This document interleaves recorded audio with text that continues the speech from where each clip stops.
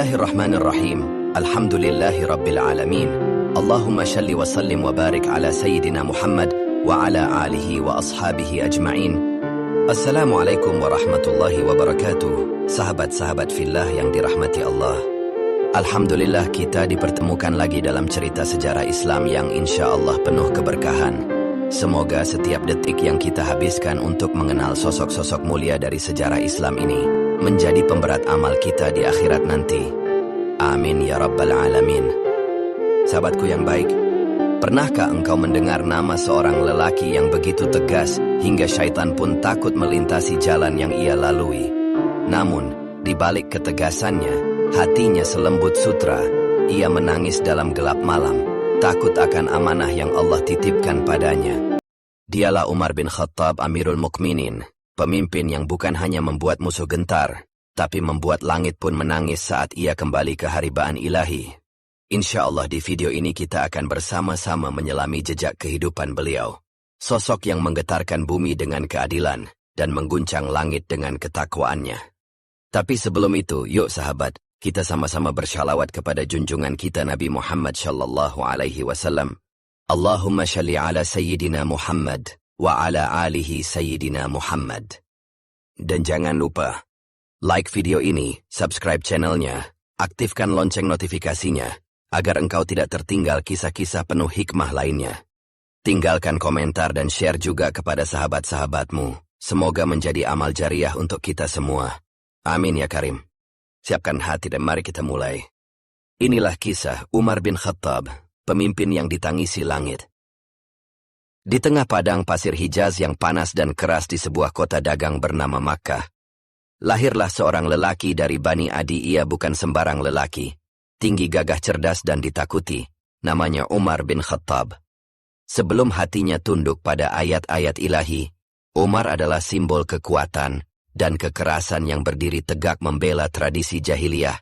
Umar bin Khattab berasal dari suku Quraisy cabang Bani Adi, sebuah suku terpandang meski bukan dari kalangan elite terkuat. Ayahnya Al-Khattab bin Nufail dikenal keras dan disegani. Ibunya Hantamah binti Hashim dari Bani Makhzum. Keluarganya dikenal tegas dan memiliki darah kepemimpinan. Umar tumbuh di tengah kerasnya tradisi Quraisy, kekuasaan patriarki dan budaya jahiliyah yang membanggakan kekuatan. Umar dikenal berpostur tinggi, besar dan kuat. Saat berjalan di keramaian, dia menjulang di antara orang-orang Makkah. Ia belajar menulis dan membaca, suatu hal yang langka di kalangan Arab waktu itu. Menguasai puisi, silsilah hukum, adat dan retorika. Gemar berkuda gulat dan berburu cocok untuk menjadi pemimpin militer dan diplomat. Dikenal sebagai orator yang tangguh juru, runding suku Quraisy dalam berbagai urusan internasional. Saat Rasulullah SAW mulai berdakwah, Umar menjadi musuh bebuyutan Islam. Ia melihat Islam sebagai ancaman bagi kesatuan Quraisy dan tradisi nenek moyang. Menyaksikan keluarga dan kerabatnya berpindah agama, ia merasa terhina. Bahkan Umar ikut menyiksa budak muslim seperti Sumayyah dan Yasir. Riwayat berbeda-beda, tetapi dia diketahui mendukung kekerasan terhadap muslim saat itu. Dalam hatinya agama baru ini harus dihentikan. Dipercaya suku Quraisy sebagai utusan dalam perundingan menandakan bahwa Umar dihormati karena kecerdasannya. Umar adalah orang yang berwibawa dan punya kuasa, walaupun belum masuk Islam. Jika ia marah, banyak yang takut. Jika ia berbicara, banyak yang mendengar. Maka siang itu panas membakar. Tapi dada Umar bin Khattab lebih panas dari matahari. Di tangannya, pedang terhunus. Langkahnya mantap menuju satu tujuan, membunuh Muhammad bin Abdullah.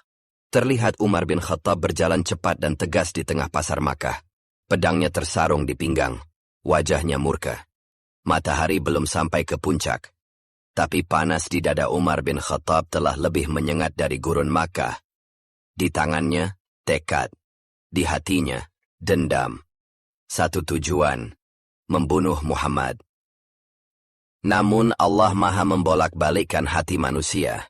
Dalam perjalanannya, Umar bertemu dengan Nuaim bin Abdullah, seorang muslim yang telah diam-diam masuk Islam. Nuaim menyadari bahaya yang akan menimpa Rasulullah, berusaha mengalihkan niat Umar dengan kecerdikan. Ia berkata, "Sebelum engkau membunuh Muhammad, tidakkah engkau tahu bahwa saudaramu sendiri, Fatimah binti Khattab, dan suaminya Sa'id bin Zaid telah mengikuti agama Muhammad. Perkataan itu menghentakkan Umar. Nama Fatimah menggema dalam dadanya. Ia segera mengubah arah langkah menuju rumah adiknya. Di rumah Fatimah, saat itu sedang berlangsung pelajaran Al-Quran yang dipimpin oleh Khabbab bin Arat, salah seorang sahabat yang fasih membaca ayat-ayat wahyu.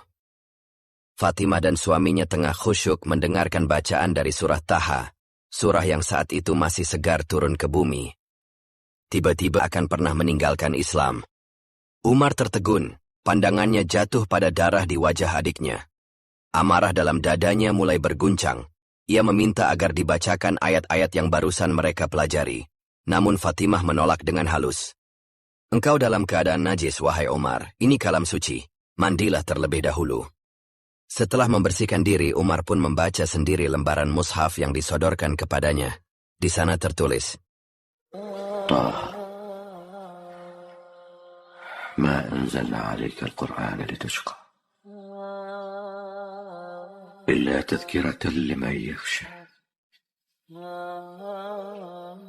tanzilan mimman khalaqa al-arda was-samawati al-'ula. الرحمن على العرش استوى له ما في السماوات وما في الأرض وما بينهما وما تحت Taha. Kami tidak menurunkan Al-Quran ini kepadamu agar kamu celaka, melainkan sebagai peringatan bagi orang yang takut kepada Allah.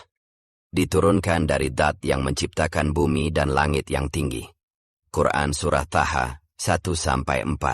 Bacaan itu menembus hatinya. Umar tak bisa menahan air mata.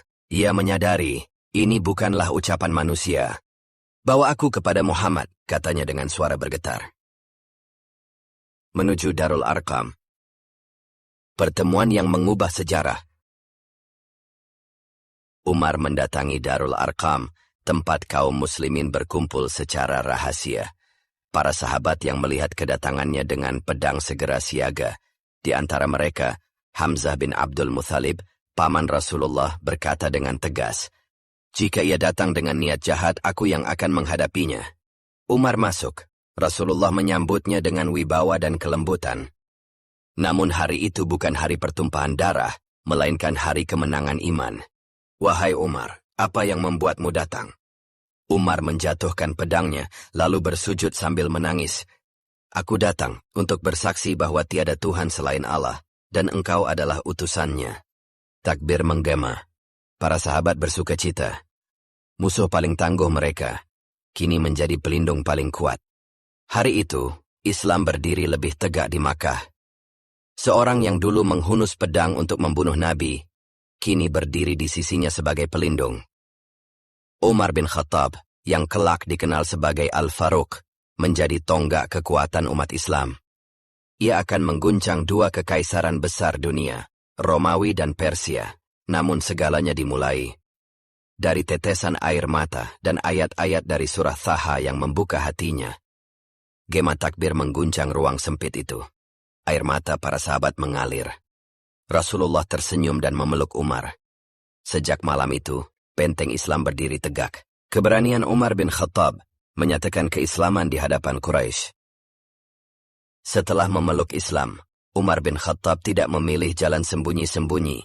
Ia justru menjadikan keislamannya sebagai pernyataan terbuka yang mengguncang kota Makkah. Dikenal sebagai salah satu tokoh paling disegani dan ditakuti di kalangan Quraisy, langkah Umar untuk menyatakan keimanannya secara terang-terangan menjadi momen penting dalam sejarah dakwah Islam. Umar berjalan menuju rumah Abu Jahal, salah satu pemuka Quraisy yang paling keras menentang Nabi Muhammad SAW. Dengan wajah tegak dan tanpa gentar, ia mengetuk pintu dan berkata tegas, "Wahai Abu Jahal, ketahuilah, aku telah mengikuti Muhammad dan memeluk Islam." Kabar itu membuat Abu Jahal terperangah. Ia tidak menyangka seorang seperti Umar akan bergabung bersama kaum muslimin yang saat itu masih ditindas. Namun Umar tidak berhenti di situ. Ia mendatangi satu persatu tokoh-tokoh Quraisy, mengabarkan keislamannya dengan bangga. Ia menantang stigma dan melawan rasa takut, menyadari bahwa keberanian adalah bagian dari dakwah.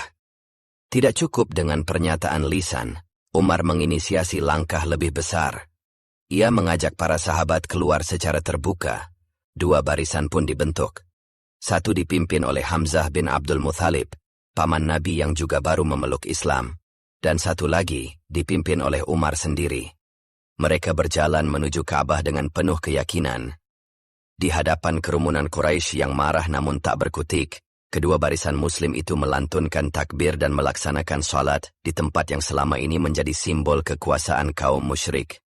Hari itu menjadi salah satu titik balik penting dalam sejarah Islam, hari ketika kaum muslimin untuk pertama kalinya beribadah secara terbuka di depan Ka'bah tanpa rasa takut. Keberanian Umar bukan sekadar keberanian fisik. Ia menjadi simbol transformasi kekuatan dari seorang penentang Islam menjadi salah satu pelindung utama agama yang baru tumbuh ini. Keislamannya tidak hanya menguatkan barisan kaum muslimin secara moral, tetapi juga secara politik dan sosial di tengah tekanan Quraisy yang semakin kuat.